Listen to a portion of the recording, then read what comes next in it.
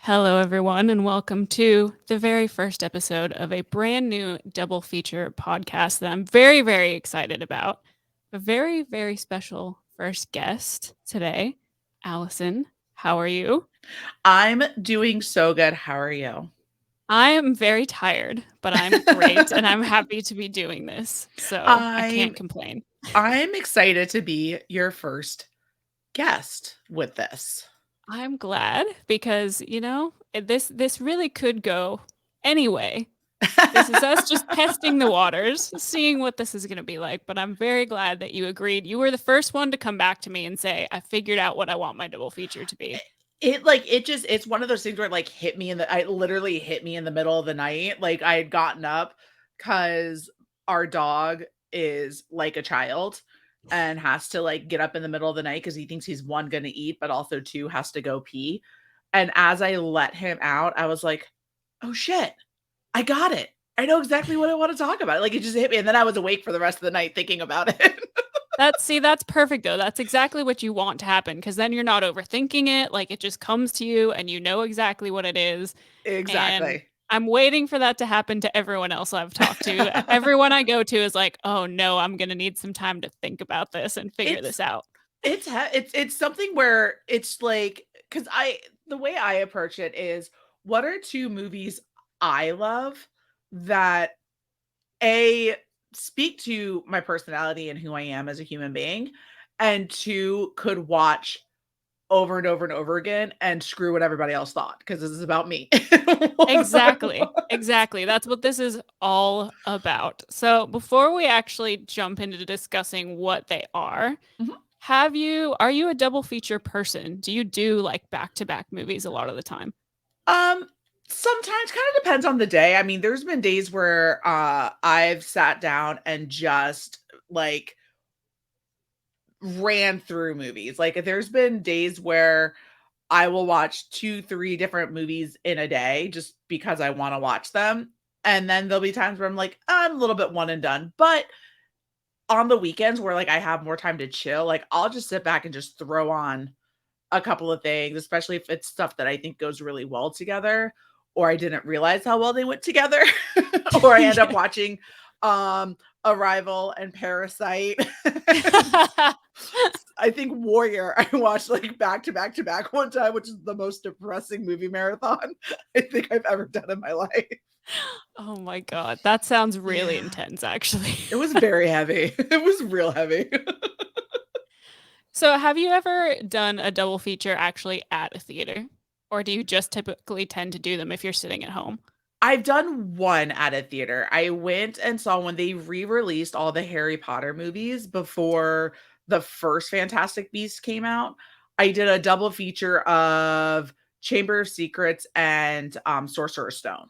Nice. So, Okay. and that's the order that they did. They did the second one first and then Oh, or Sorcerer's Stone for that one because of just the times that they were, but yeah, it oh, was well, great. I was it into it. It was works. fine. Love I watching think people de I'm pretty sure the most recent, quote unquote double feature that we did in a theater was they had all three Lord of the Rings movies in one day. And Oh we just god. went to the theater and did all three of them. Longest theater day of my life. That was But that was the longest COVID day of my life when I sat at home and watched all 3 of them. But Jacob and I got really into it on You've Never Seen It, and I'm pretty sure, I angered all of my Lord of the Rings fans again. oh my God. That's good. See, I'm not the biggest Lord of the Rings person in the world. Like I'll watch them if other people ask me to, Of but course. but I I'm will not too. I don't just put it on. Like Jacob will just put it on for fun Of because course he he just will. wants to watch it. And I'm like, maybe not. No. Let's not do I put it on if I wanna be frustrated because I can't figure out who the fuck Boromir and Faramir is. Like, that.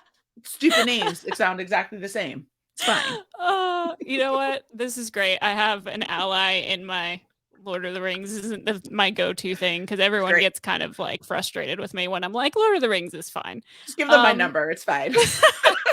well, before we just anger everyone by going on a rant about about Lord of the Rings, why don't you you kind of touched on it already, but why don't Mhm. you let our lovely listeners know how you chose this double feature and what movies we're going to be talking about today? Absolutely. So I chose this double feature because I we had talked about on, the episode of my podcast that you did, you've never seen it, being more music fans first before diving into, like, film and watching movies and being more film fanatics, and these 2 movies are very music centric, and I found them at a time in my life where I was going to a lot of local shows, seeing a lot of smaller bands, that a few that have gotten really big, like All Time Low, SR-71. I was living right outside of, I was in Northern Virginia, so right outside of DC, Maryland, so Good Charlotte, all of those bands that were coming up through that time. I was going to shows, and friends of mine that were in bands were playing in those shows, your Warped Tour, all that fun stuff. Um, and so both of these movies, more so one over the other, were really, really instrumental in, like, especially my teen years and my high school years. And so with that, my double feature that I'm bringing on is That Thing You Do and Almost Famous. Which I love. I sat down and watched both of these yesterday. I had never seen either of them before. So it was a great Really? double feature to watch for the first time, like That together you back to just back. made my day. I tell whenever anyone ever asks me, "What movie do you wish you could experience for the first time?" My immediate answer is Almost Famous. And it's because the first time I watched Almost Famous was, again, I was friends with this band in high school, and their thing that they would do after their shows was go back to the singer's apartment, and they would all sit back, have beers, and watch Almost Famous. And so I went back with them one time, didn't so much care about the movie. I was more so trying to flirt with the cute bass player, Of and course. Yeah. kind of watched it, kind of didn't. And so that was my first experience with Almost Famous. A few years later, I'm watching again, and I'm like, oh, this movie's so goddamn good. It's so good. So if there's anything I wish I could actually experience for the first time again, it's watching Almost Famous and actually appreciating it. I totally get that. It's I didn't really know a lot about Almost Famous going into it. I knew the very iconic poster of her Mhm. face with the sunglasses. Like Yep. that's just something that is kind of burned into your brain whether you've seen the movie or not. But as like the different cast members started popping up throughout the movie, I was like, "Oh my god, this Mhm. has so many people in it." Like this is Stacked. just it is absolutely stacked. Yeah. And I was really surprised by it in a really great way. But I was just like, wow, there's so much going on in this movie in the Oh, yeah. best possible way. Mhm. So from what it sounds like, Almost Famous is your favorite of the two. Would that be fair to say? Um, yes, but for different reasons. I think it's because I think they're 2 very well, they have a lot of the same premise when it comes to being about a band and the rise and basically fall of each band. The tone with both of them is very different and with Almost Famous being really heavy. So I really it kind of is a toss-up because depending on my mood, I could start this double feature with either one of these and then end it with the other and be perfectly fine with it. Which I'm glad you brought that up because that was something that I didn't really think about because I hadn't obviously haven't seen Mhm. either of them until the other day. I was just like I kind of just picked one to start with, not Yeah. really knowing what kind of tone I was in for with either of them. So I started with That Thing You Do and then Mhm. ended with Almost Famous. And I was kind of like, man, I kind of wish I would have switched it around just Yeah. for like the mood that I was in. Mhm. And I really loved both of them. But I think for me, Almost Famous really sat with me in a very, like, contemplative way, whereas Mhm. That Thing You Do just, like, made me smile, like, I was so Yeah. happy after Yeah, yeah, seeing yeah. that movie that I was kinda like, "Man, if I end up doing this double feature again, I'm probably gonna flip it unless I'm in a mood where I just wanna be, For like, sure. in my head about things." Yeah. Oh, yeah, yeah, no, definitely. A little fun fact about That Thing You Do, the band that actually recorded the song, That Thing You Do, is actually Fountains of Wayne, who did the Stacy's Right. Mom song. That's my little fun fact about this. That is That is so perfect, like, that makes so much sense when Yeah. you think about it, Yeah. which I just wanna say, as you mentioned earlier, we both kinda talked about how music was really our foundation to a lot of things, and I am so obsessed with finding movies that have fictional bands that I wish were real. Yes. And this is definitely one of them where I'm just like, Especially if man, they kept the name the Oneaters. Like, I yes, wish yes. so much. That is one of the best running gags through a movie I think I've ever seen It really because is. that would totally happen in reality. Right. Like it would just be this thing that they would have to deal with, and I don't know if they would ever, like, even if they tried to change it like they do halfway through the movie, Mhm. I don't know if they'd ever get, like, people would just, it would stick. Yeah. Like Yeah, yeah. It's like the like, "No, spelling would just 1. stay. Yeah. 1, like 1, like wonders." Yeah, it looks like the Oneaters. I could quote that movie so much. It's wild. So again, we've kind of touched on the fact that these are very different movies in tone, even though they tell the rise and fall in the Mhm. music industry, which is such a fascinating thing to explore just in So general. fascinating. It's so But fascinating.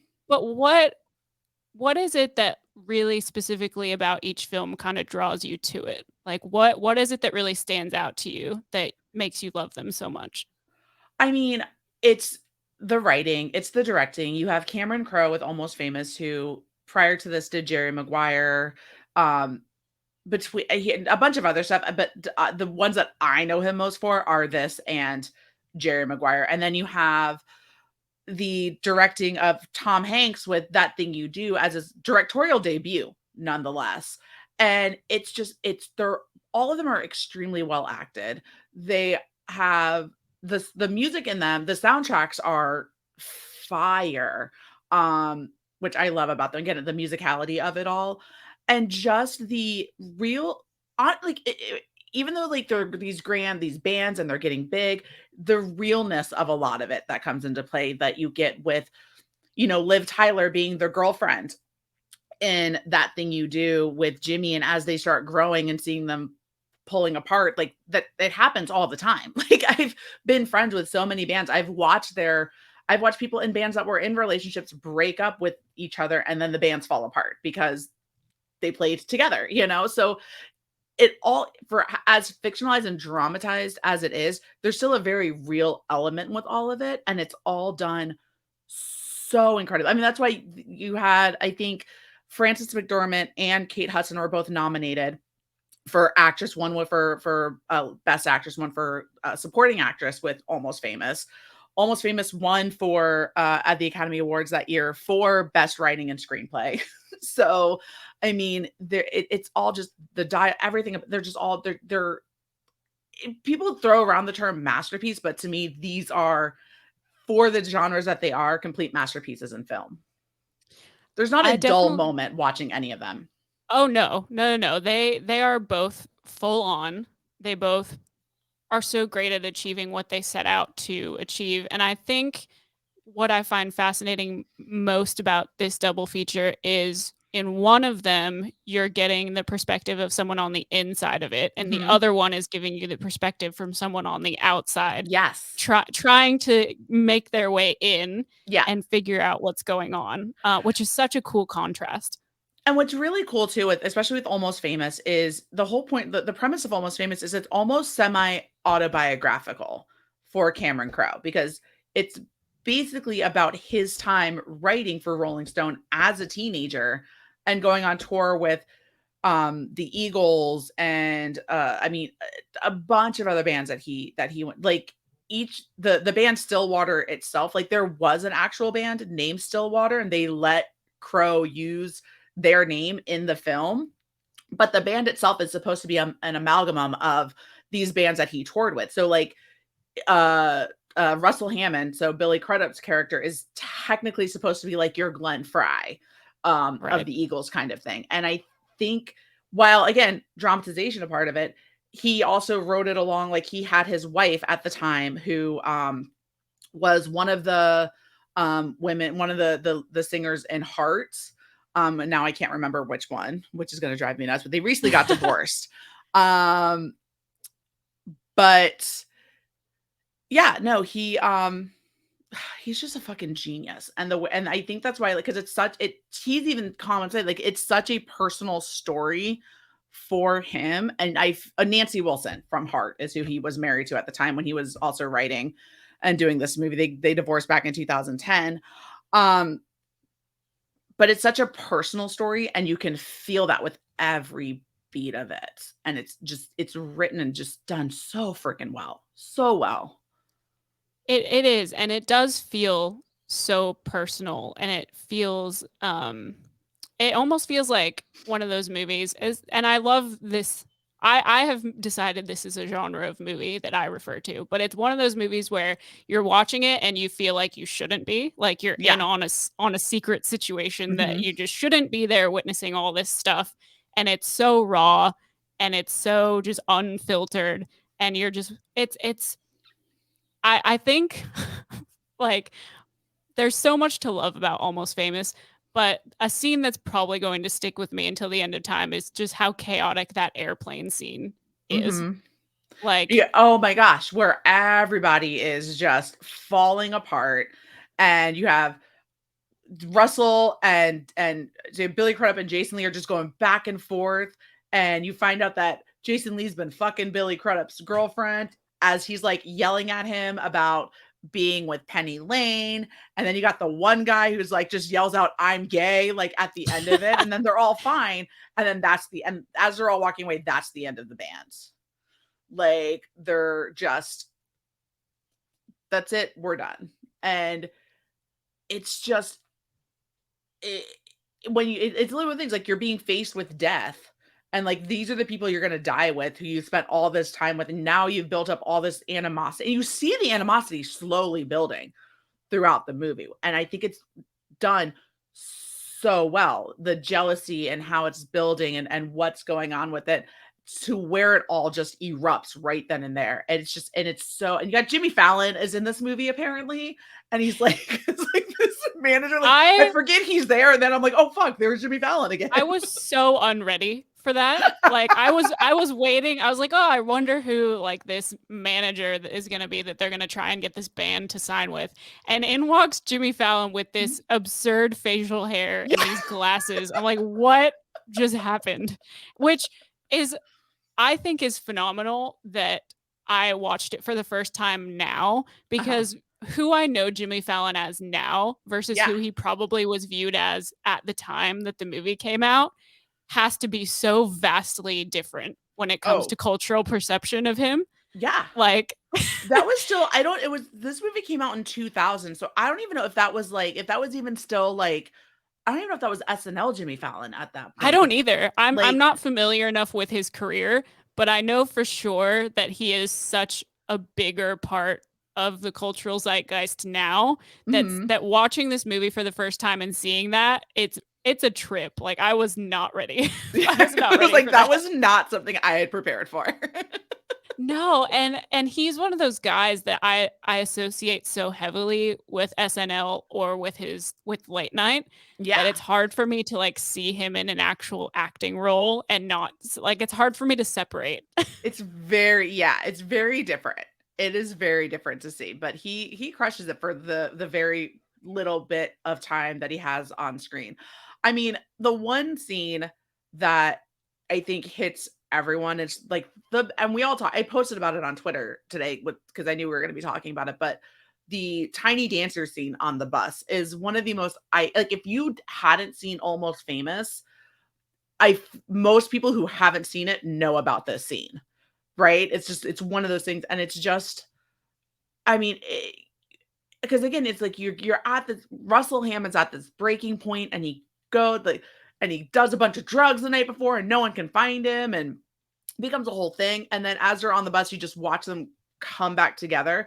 But my favorite part is when Patrick Fugit, William looks at Kate Hudson's like, I have to go home. Like he is getting so burnt out and he's all done after all. Like he's not equipped for the No. chaos that No. is ensuing around him. And she's like, you are home. And I'm like, yeah, I am. I'm so home right here on this bus. I do love that though. I love that cuz again, I didn't have a lot of knowledge coming into this film when I watched it, but I thought it was fascinating that instead of getting completely swept up in it, he is so quickly overwhelmed and out of his depth. Like he So overwhelmed.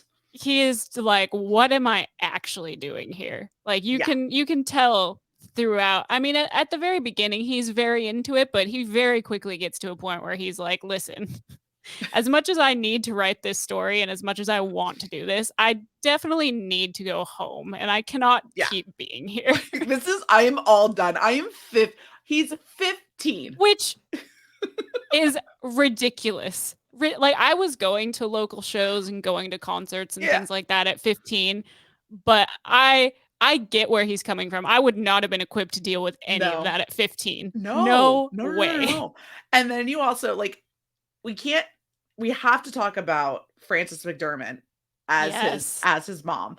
Yes. And every single scene, he was like, "Your mom needs you to call." He's like, "She scared me." Or like when Russell takes the phone from him, he's like, "Hey mom, how's it going?" And like she just goes off on him. He's like, "Yes, ma'am.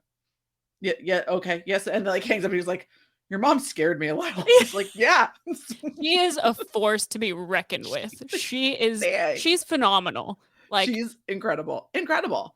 It's I love that she doesn't become any kind of stereotype in this film because she's yeah, very stern and she's a very worried mother and but she's not she doesn't become a caricature of what we all think of when we think of an overbearing mother. right.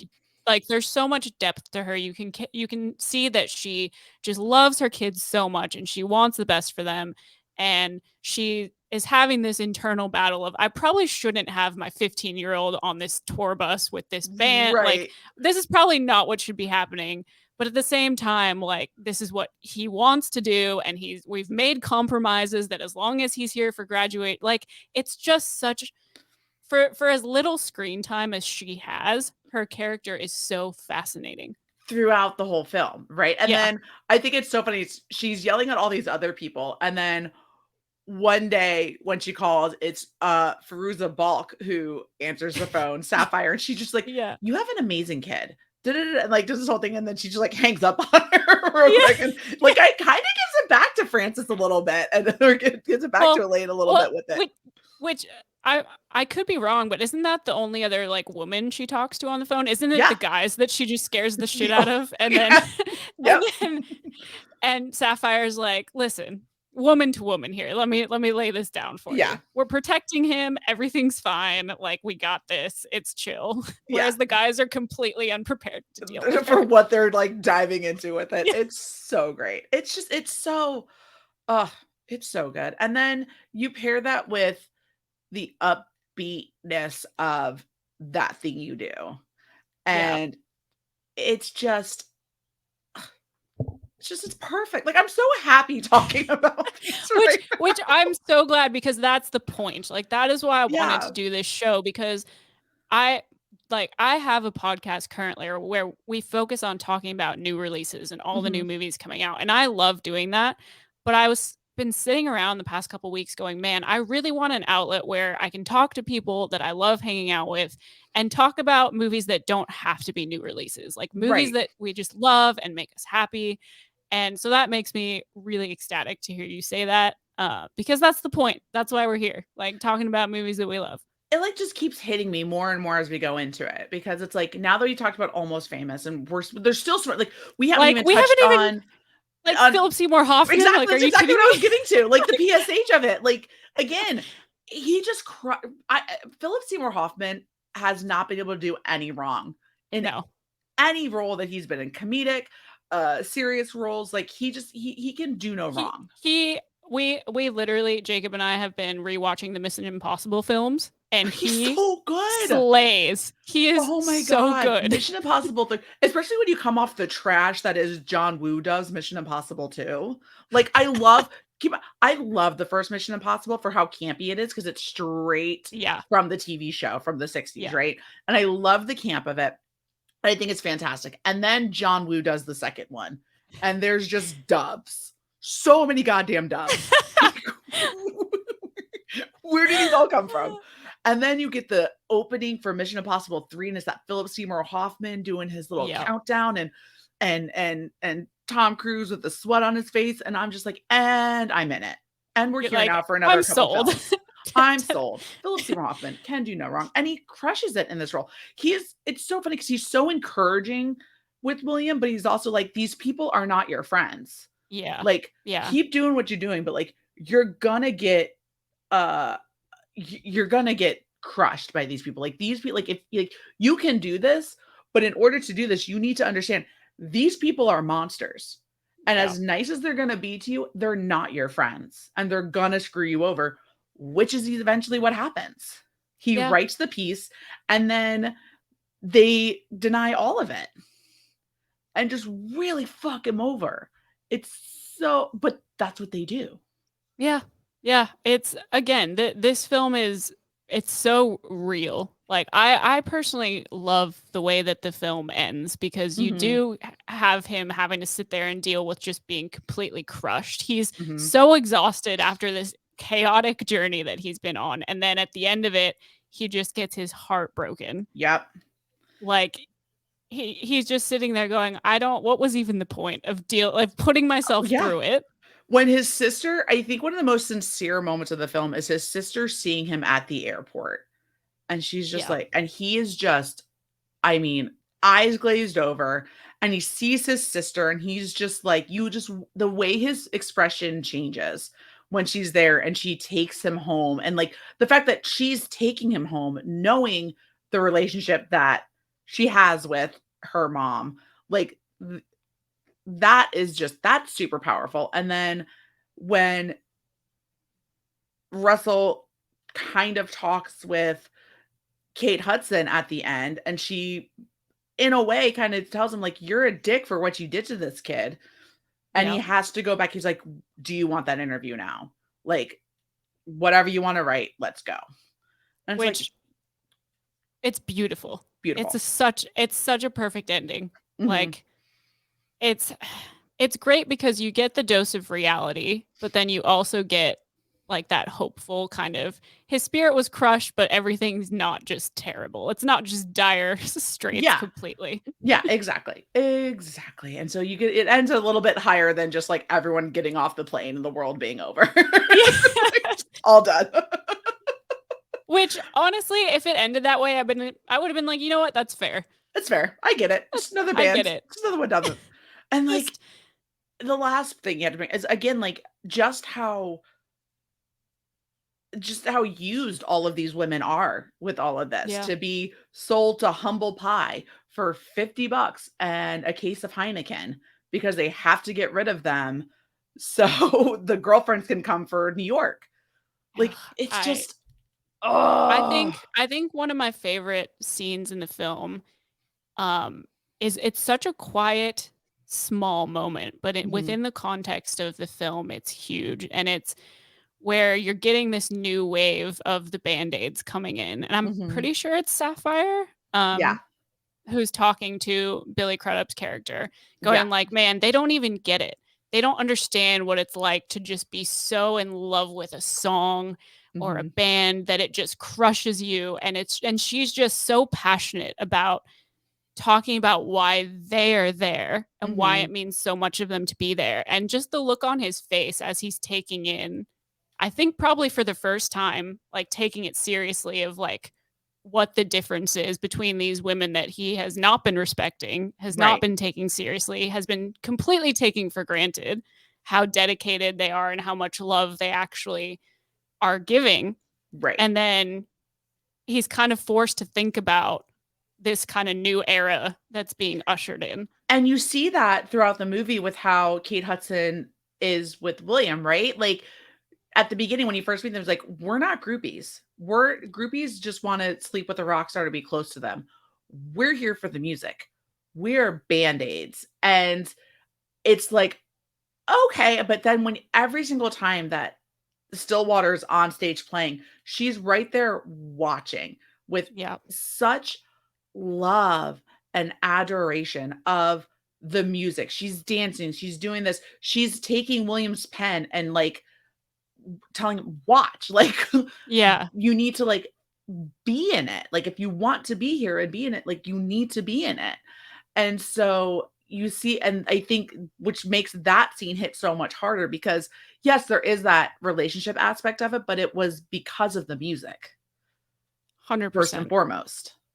100%, which is why it's a huge reason I think that this film works the way that it does, Mhm. is because you can tell that there is that love Yeah. for the actual music, Mhm. which this film to me would fall completely flat if it was just like, oh, the groupies are groupies. Like Right. that's just what they're dealing with, and that's just what it is. But Yeah. because it feels like such a love letter to that, and Mhm. the band-aids are clearly willing to go through whatever heartbreak and whatever comes at them because of the love for the music is just the most Right. important thing, which Absolutely. Oh, I absolutely. love. Yes, for sure. Which then get into, if, your, I guess, like, your version kind of Kate Hudson, but an actual girlfriend, when you get Liv Tyler with That Thing You Do, and how she's just supportive and she's always there and she's at the practices and she's like so excited for everything. And that even when they sign with Tom Hanks's character, he's like, "You're not his girlfriend anymore. You're a costume maiden. Like, Yeah. these guys need to appear single for as long as they can appear single." And she just like, "All right, cool, let's go with it." Like, that's Yeah. fine. Whatever Yeah. you need.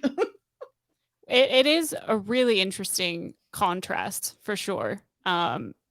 Let's just get into That Thing You Sure. Do, because I loved this movie. I had so much fun It's so with fun. this movie. And the use of that fucking song and Oh, how much it's played is, by the end of the movie, you're over it. You want the next single. Like, you're ready to be like, "Okay, yes, we get that it's this thing that she can do," but we don't ever get there because the band ends we up breaking don't. up. We don't ever get there, We which don't. is I love and hate so Yeah. much. Like it's fantastic. I do love that we get a snippet of another song when they're at the one festival, and it's one of my favorite scenes, and it's such a small scene, but I absolutely adore it. But it's that "Come on and dance with me tonight" song, and it does Yeah. this one part where it just, like, it pauses, and then as the beat, like, hits, you just see, like, Tom Hanks is watching them, and he just does this little, like, fist pump thing, and, like, as soon as he does it, you're just like, "Yeah, it's so good." Like, he's just watching, like, money, money, money, money, money, Oh money yeah. with the Yeah, yeah. Playtone Galaxy. For sure. For sure. It's I so good. It's like, it's such a small scene, but it's literally one of my absolute favorites. I think the thing that immediately stood out to me, having watched both of these movies, was is this one is fun to watch because, in contrast to Almost Famous, where the bands are like so in it and they're trying to make this their career and they're out there Mhm. grinding, the Wonders in Almost Famous just stumble upon it. Yeah. Like they're clearly like a band playing shows and having a good time, but they just stumble into this thing that they are so unprepared to deal with. A really nice man in a camper wants to put our song on the radio. I'm signing, you're signing, we're all signing. Fucking love Steve Zahn in this He whole is movie. he is so perfect for that role in this movie. He Like really is. He it absolutely is. oh. I He's also I love that, like, again, like this film to me just does it did everything that I don't think I was expecting it to do. Like as much as we do get to kind of spend time with each of the musicians, the fact that Mhm. our main character is the drummer is fascinating to me. Yeah. Like you just don't get that. Well, because and he's the one who fell into it, right? Like, Yeah. Giovanni Ribisi was supposed to with, Chad, and then Chad falls down because 'cause they're hopping over the meters, As and men do. as men do, and so they're like, "We need you to play this," but it's also because of him, like, the song was a snoozer, like, it was meant Yeah. to be slow, like, that's how Jimmy wanted to play it, like, it was gonna be a slow song, and all of a sudden, we're now at the battle of the bands, and, like, Tom Everett Scott is just like, "Buh, ba-da," and he just goes into it, and they're all like, "It's too fast." But then it just blows up, right? And it just becomes a thing that everyone in the town knows. And it's so good. Another little fun thing that I love about this movie is Ethan Embry doesn't actually have a name. If you watch the credits, like, he on IMDb, he's the bass player, but if you Yeah. watch, like, the rolling credits of the movie, he's TB player. So Oh what my his name gosh. is. That is actually phenomenal. Like, Isn't that cause yeah, amazing? I am looking at IMDb. The fact that he's just the bass player Yeah. might be one of the most iconic things I've ever seen. Yeah, has no other name. Because why would he need a name? Like, Exactly, he doesn't need it. He doesn't need one. he doesn't need it. We don't need to know it. Like, Nope. Nope, he just incredible. and he goes off to join the military. And that, I think, is the other amazing thing about this movie is all of these are, like they're clearly all either just out of high school or some of them might still be in high school, like, they're very young kids, and the only person out of all of them that seems to even really take music and want to be a famous musician is Jimmy. Because you Yeah. get Ethan Embry goes off and joins the military, right? Like before they even like signed with Playtone, he went and he signed up for the service. Steve Zahn just meets one of the chicks in one of the bands on the play, and they end up going off and getting married and running away. Tom Everett Scott loves playing the drums, but it's not like he's pursuing being a jazz drummer no matter because he has to work in the family store. The only person that really shooting for the moon with things is Jimmy. And he ends up being the one that's kind of the downfall of all of it because he gets so egotistical and so like big headed with it. And it's just like everyone else is just like Tom Everett feels like he's just along for the ride and just trying to have fun. Yeah. Like Yeah. just Which again is such a contrast to what you get to see in Almost Famous. I love that yeah. that's the story that this is, where again, it just kind of feels like this destiny thing just kind of swept them up into this moment. Mhm. And they're all just along for the ride. And Jimmy is like, why am I the only one here that's not just along for the ride? Like, Like why is it that, like, the what is one that happening? cares. Like, he's the only one he cares so much to the point where, like, he gets furious that they dubbed him as being engaged. Yeah. And, like, instead of going and having a conversation with Liv Tyler and being like, "No, like, they just put that on there, like, I love you," but then, like, he's mad at her, like, she had something to do with it. And it's just like, "Bro, you're such a dick." Like, yeah, he is. I think that's one of the many things that this film does so well is kind of setting that up because, Mhm. we get the moment where she's almost left behind when they're all getting in cabs and Uh-huh. he's not the one that comes after her. When she's sick and dying on the plane, he doesn't care enough to check in, make sure she's all right. Like Nope. it's just the small little things that lead you to that moment, I think are Mhm. so well done. And it's Guy the whole time that's doing it. He's the one that's like, "Oh, let's go back and get her." And then he's the one that's bringing her sick stuff. And then I love too when he's at the hotel and Lamar is like, "I just put her in this cat," or like, wherever he's like, "You should go." Like Lamar's like egging him on to like go after her. And he's the one who like ends up getting the girl. It's oh, beautiful.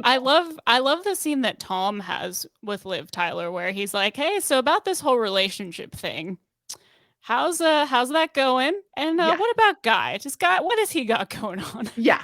Yeah. Yeah. And Like he starts telling her about Charlize Theron, who is fucking Tina. God she damn it, Tina, who left him for a dentist. I mean, come on. Come Come on, on. man. What are you Come doing? on. What are you Like doing, Tina? yeah, I was actually again like I didn't know a lot about this movie going into it, so I was very surprised to see Charlize in it. She is so young in this movie. She's so Like sh it was obviously like the first time I saw it, I was in so this came out in 96. I want to say I was probably in this time I was by the time I saw this, I was probably in like sixth, maybe seventh grade. I don't know, fifth or sixth grade, something like that. When we rented it from Blockbuster and watched it. So I had no idea who Charlize Theron was. It honestly wasn't until probably a few years ago when or like maybe like 10 years when like I first started dating my now husband, and we had watched this together that I did the whole, "Oh shit, that's Charlize yeah. Theron." And he was like, "Yeah, you didn't know that?" I was like, "Clearly I didn't." Like, I don't it's clearly not. Um and yeah, just like I was like, "Oh shit, that's who that is." And just like it was a very nice surprise for me, even Oh, for though she sure. left him for the dentist. Yeah. Well, I mean, What You could he know, we do? all make bad decisions, I guess, We at all some make point. terrible mistakes. But Another one of my favorite moments in this movie is um, uh, when Guy's dad comes back down to the store because the lights are left on in the middle of the night. He's there in like a bathrobe and he's just mumbling under his breath about it. It's just the best. It's so good. I do love the arc that his dad actually gets in this movie because Uh-huh. instead of just being stereotypical through the whole thing, by the end, he is so into it. He is so like stoked that Yeah. his son has this all going on when at the beginning he was like Yeah. not about it at all. And they're watching And them then all on the TV and like the mom's just kind of sitting there and she's like, or no, like, how she's doing, like, when they start getting played on the radio, and, like, yeah. she's sitting behind, like, the little radio kind of dancing with it. It's incredible. I think that scene actually is one of the coolest scenes in the movie where Yeah. Liv Tyler starts it off, Faye starts it off by like just sprinting and trying to gather everyone and they're just blasting the song. It's just so joyous and just so pure and so fun It to is, like and have that moment. it's just that I mean, I've had friends of mine who, again, been in smaller local bands and, like, have been lucky enough to do things where, like, the local radio station will be playing, like, local bands or whatever, so, like, I've gotten to, like, be there as friends of mine have heard their song on the radio or had their song played in an episode of back when, like, The Hills was a thing and they used to do a bunch of, like, pop punk and shit like that, and being able to, like, watch an episode and, like, have a friend be like, "Hey, tonight's episode is when our song is supposed to be playing in the background," and they get, like, the little show. It's just the coolest thing, and I think Yeah. that's one of the reasons why, like, I connect so much with this movie is I've watched friends of mine kind of from the ground up go and record an album and put it out and then slowly start getting on bigger and bigger tours where then they're headlining their own tours and, like, was able to, especially, like, in my early 20s, get to watch, like, this whole kind of cycle for, a bunch of different bands that I loved and adored, and it was so fun to be along for the ride with it for them to, like, celebrate these milestones.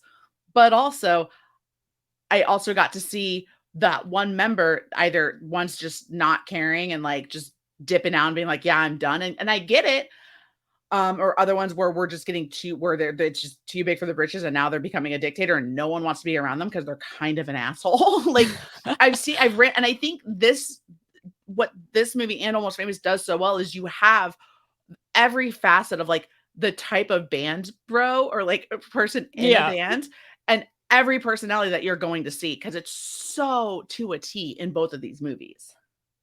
Absolutely. It's like I just love the approaches that both of these films take to Mhm, telling that kind of story and how much we get to see from each of these different personalities and what that looks like when they're all colliding. And that thing you do is I love it because like you said, it's just a bunch of kids who are like friends just kind of like jamming and mhm. they fell into this and there's the one guy who wants this so badly.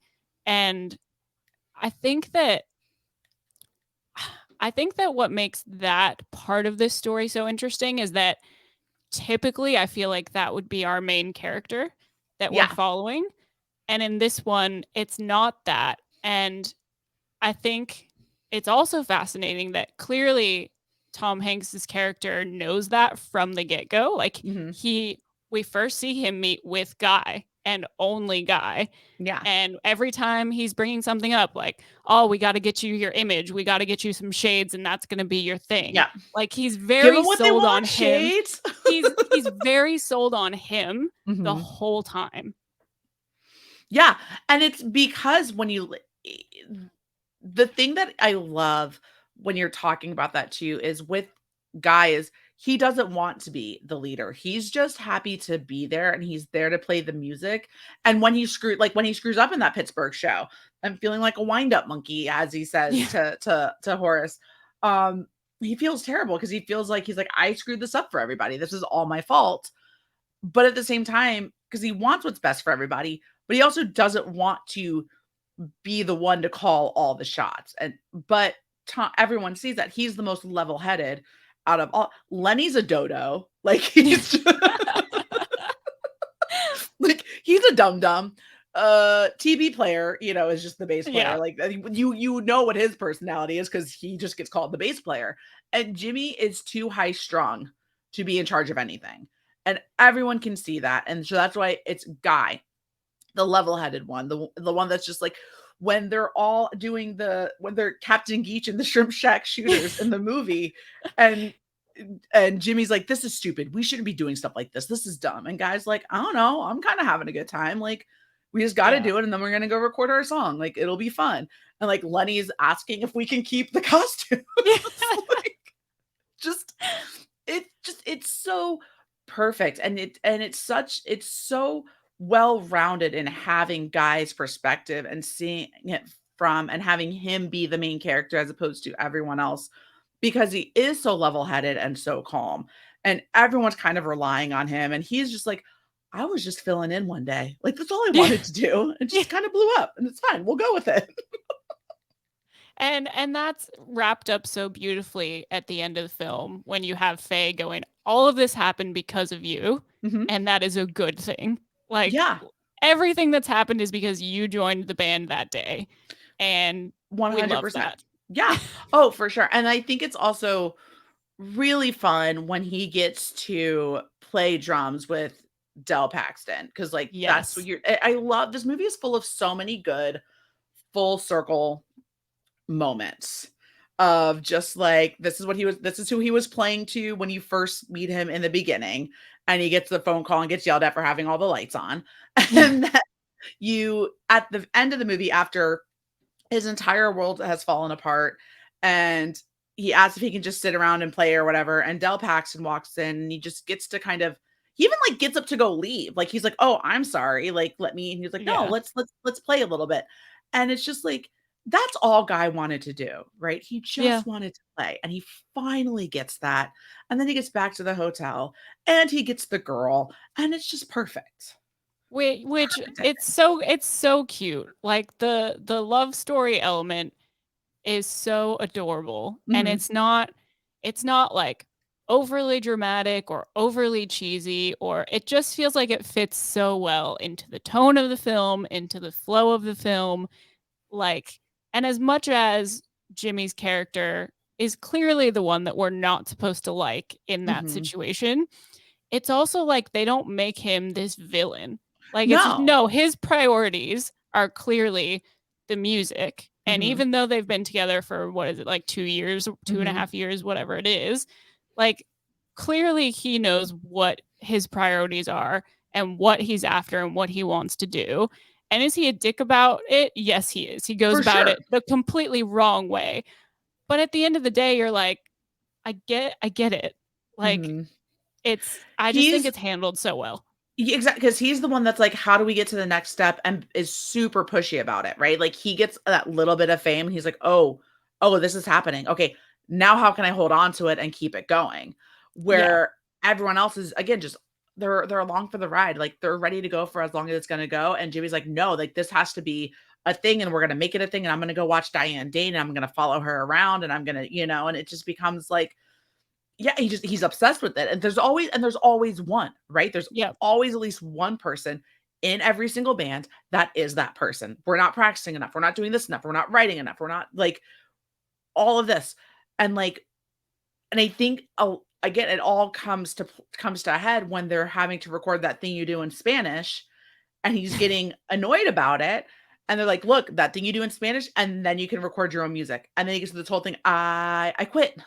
I quit because Yeah. he was done with it because it wasn't what he was told it wasn't what he specifically wanted, and he'd rather shoot himself in the foot Yep. than get to that next spot because and do it his way. And some people are able to make it that way, others not so much. Yeah. Which it's and to an extent, I think that every group or every band like needs that person who's willing to kind of give everyone a shove. He Yeah, just takes it to a level where it's like he's either going to unbearable. have it his way or he's going to burn it down. Like Right. there's no middle ground with No, him by the exactly. end of the film. Exactly. He's going to do it his way or it's not going to happen, and he doesn't care if all of his friends get left behind in Mhm. the process, which I think is it's I don't know. I was kind of like that really tells us so much more about his character than anything else that has happened in the film at that point. Mhm. Like that the point to me was where I really realized who this guy was and what his priorities were, even more so than him breaking up with Faye. Like the moment where he's like, I quit, I'm leaving all my friends behind. I Mhm. don't care. Like, as long as I figure out how to make this work for me and for my career. Like, he just doesn't even think about it, it seems like. Yeah. Oh, absolutely. Which So selfish. He's so selfish. he's But, so selfish. you But know, I mean, there are plenty of people in the music industry and the acting industry where like that's just what they do. They're like, I will do whatever I have to do and I'm gonna make it happen. and there's always gonna be someone, and I think what this movie does so well is it highlights the idea of the one-hit wonder, right? Yeah. And, like, guys, like, looks at Tom Hanks after Jimmy walks off, because it's just the 2 of them at this point. Lenny's ran off to Vegas and gotten married. TV player's off at Disneyland doing whatever with all the military people. It's just the 2 of them and hired musicians. And Tom Everett Scott just kinda sits there, he's like, "Well, what do we do now?" And Tom is like, "It's over. You got the studio Yeah. for the day. Hang." And he's just like, it's 0 emotion. It is what it is. He's on to find the next band, because that's Yep. how it goes, especially in that time frame. Once that music is owned by Playtone, it's not just gonna be the Wonders with That Thing You Do, right? That's why you see it over and over again, especially in, like, the '50s, '60s, in that era, especially, like, the Motown era, things like that. It was the songs were owned by the studios, and they would just give them to different people to sing and perform. And so, at that point, there really is nothing else left to do, and Tom Hanks is just like, "Yeah, your star died out, it happens. You're not the first, you're not gonna be the last." So you can see, like, there's no emotion in it with him. This was a product, the product's done, I'm gonna go find a new product, and Yeah. just on to It's the it's just next. business. It's Yeah, totally just business for him at that point yeah, and where it's done so well. He's so good in this movie. It's such good Tom Hanks. And, like, the fact that this was his directorial debut and he just crushed it, like, the incredible. yes. The movie is so detail oriented and the pacing is so good and the tone sticks the landing. Like for a debut, it is really astonishing It actually to watch. absolutely, and not only that, is like, it's a debut and it got nominated for Best Original Song for That Yeah. Thing You Do. Like, Yeah. he got an Oscar nomination for it. Like, that's kinda cool. I think It's that's pretty neat. kind of crazy. It's kind of It's crazy. wild. Tom Hanks is just so good in everything that he does.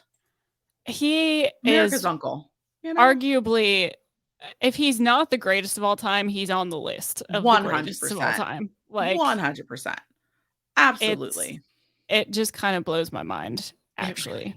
this movie's so good. Like eh, I can't wait to do a double feature of this again. Like, I can't wait.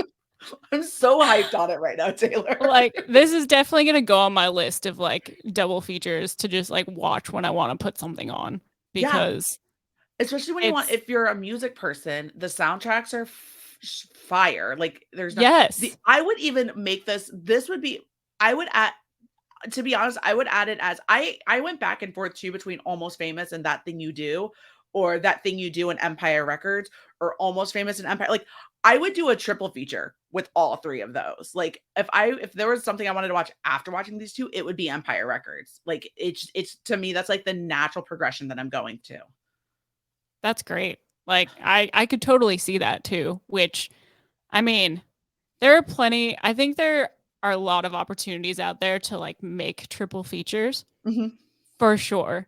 But I feel like double feature is like It's it's the perfect. perfect it's the It perfect is. amount It when is. you're like I want to watch more than one movie, but I don't know if I can do an all day thing. Yeah.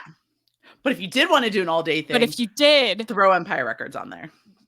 then see, And then this is perfect. if you really wanna hit the icing on the cake, What's next? Josie and the Pussycats. Don't Oh, at me. yes. Uh yes. Best movie in the world ever. Don't nobody at me about anything. Another one. I think the band that was in that one was Letters to Cleo, I think so. and then I think this was my dude, early 2000s, for made up bands and movies were fucking fire. You Oh had god, yeah. Save Ferris in as the raincoats in 10 Things I Hate About You. Yep. You got Letters to Cleos doing all the singing and everything for Josie and the Pussycats. Like, you get a Blink 182 cameo in American Pie. Like, It was the best. It was literally the best time for bands and fake Matt bands and Damon band cameos. with Like, Eurotrip and Scotty yeah, Doesn't Know with Lustra. Like, it's just yeah. I thrived. I peaked. I peaked. That Those is years. totally. You know what? This is a genre that needs a revival so It badly. needs Like it so bad. I need my fake bands ASAP, like right now. Yes. Oh, so much. Like Maybe someone listening will do that for us. if there's anyone listening that has the power to do this or knows someone that has the power to do this, All tens of you. What can we do? please. Like I know my audience of 11 people. If there's anyone out there that can make this happen, Right. please hit Would me really up appreciate because it. Just get us to the right hands. seriously, God, no, but that is the God. Now I'm just gonna be sitting here thinking about like, man, how can what can we do to revive this genre? What can we do to make this happen? Because Right? I'm just saying. I'm not saying, but anyway, I'm just saying. anyway, So much good well, shit. is there are there any closing remarks, anything we haven't touched on that you would like to say before we start to wrap up on these two movies? Um, I think that Kate Hudson or Frances McDormand probably should have won the Oscar that year. To be fair, I don't know who they were nominated up against. They were both nominated for supporting actress. So Yes. I wish either one of them won. Neither of them won. But I don't know. 2001 Academy Awards.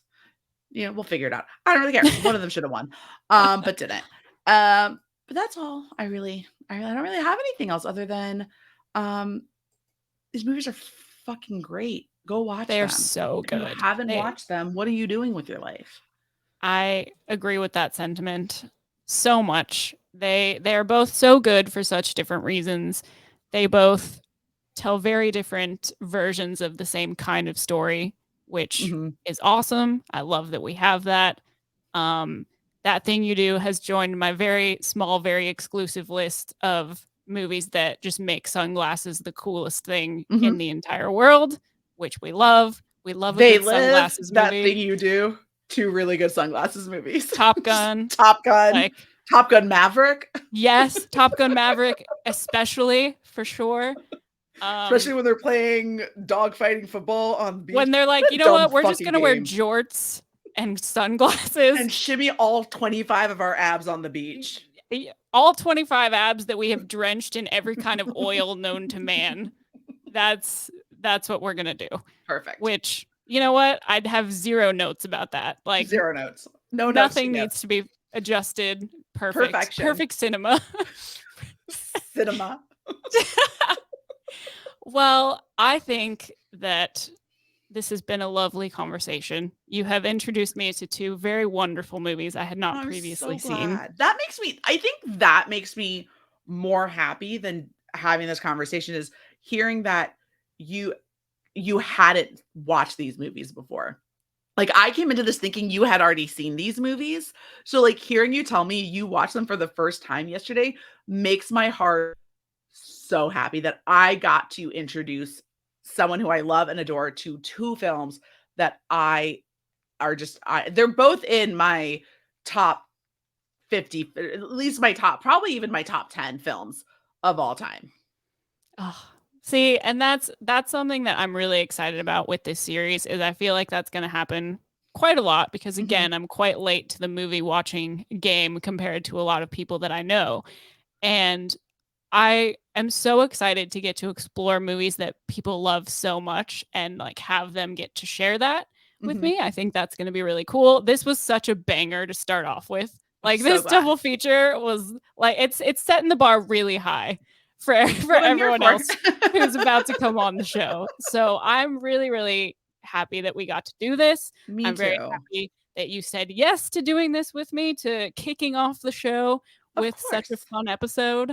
Um, and you know what? You just can't go wrong with Tom Hanks. So Nope. like I I feel like we kind of killed this and I'm really happy about it. And why don't you let all of our beautiful, wonderful listeners know what you've got going on and where they can find you and all that good stuff. Yeah, so you can find me over on the YouTube channel Flick and Reel, FLICK dash N dash REEL. I host a show on audio platforms, audio podcast called You've Never Seen It, where I get to take a deep dive into a movie that my friends love that I've never seen but probably should have. Taylor, you've been a guest on one of the previous episodes with Prometheus. Absolute blast. Just had your lovely fiance on another episode for the social network. So I've gotten to watch a bunch of films. All these episodes are super fun. So you can find that with just subscribe to Flick and Reel wherever you get your audio podcasts. And of course, you can find me on Twitter's at Allison Salamoni. That's it. Beautiful. And if you guys don't already know, you can find me pretty much everywhere on the internet at Finally Tailored. You can check out the other podcasts that I do with my lovely fiance Jacob and our friend Elena. It's called Lights on a Screen podcast, where we focus on new releases that come out. We talk about what other movies we've kind of been watching, talk about trailers that have come out. You know, things get a little rowdy, but it's fun. We have a good time. So I hope you guys check that out as well. Thank you so much. If you have listened to this whole episode and have joined us, we would love to hear from you guys about any double features that you guys love, because I just find that so fascinating and such a fun way to get to know somebody. Thank you guys so much for tuning in, and we will see you next week.